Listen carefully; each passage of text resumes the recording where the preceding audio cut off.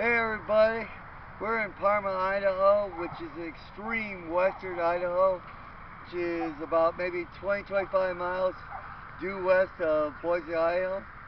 We're just kind of passing through, and why am I reviewing this campground? Because this was one of the original ones that I was planning to stay at, and we're not now, but I wanted to show you this site versus what I saw on Google Maps and Google Photographs. And I want to demonstrate that you cannot always tell everything from Google Maps and Google Photographs. I mean, first impressions, this is pretty close to what the photographs and everything else said, but there are some differences, and that's important. So let me first kind of swing you around the campground here. I believe it's $15 a night. Did you look? Was it 15 or 25? 12. Huh? For a site? 12. Huh? 12. Ah, it's 12, says my camera woman. So it's a really good deal. So if you can see over there, there's a picnic table and there's electric. There are pull-through spaces. There's one or two. And there's most of them, however, are back in, but you can get a pretty good sized rig in here, as demonstrated by the one in the far distance. Picnic tables at each, electric at each, and kind of neat here is you have the two old stone fireplaces that you can use to have your campfire or cook on. Behind you, let's swing around this way, please.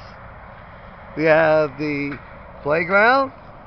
And if we keep going, we have the pavilion, and in the distance, we have a replica of the old Fort Boise. By the way, the original Fort Boise is 10 miles west on the Snake River. You can camp there too, but I can tell you it's a lot more mosquitoes and it's a lot more isolated. This is the town, is in that direction. You can walk it.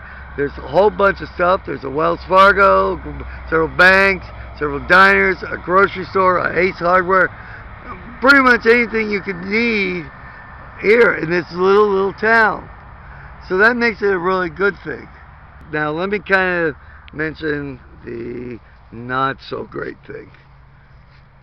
The bathhouse.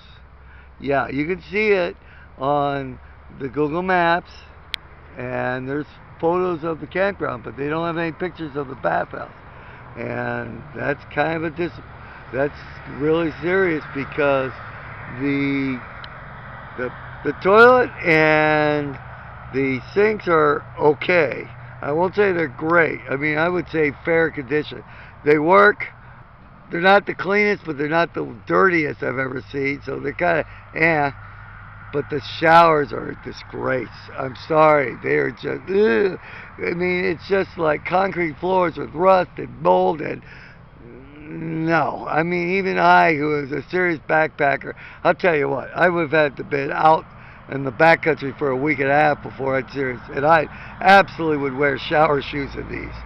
So, yeah, this is what you don't see on Google Photos, and this is why you need to kind of look at the camper reviews, because some of the things that are important to a camper, whether you're an RV'er or a tenter, you're not going to see just from a photo.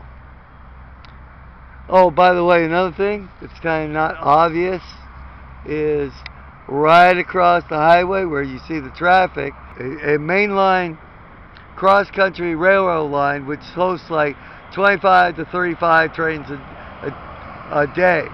That really means day and nights, and there's a big crossing here, so I guarantee you it could be really noisy here at night. So that's a negative.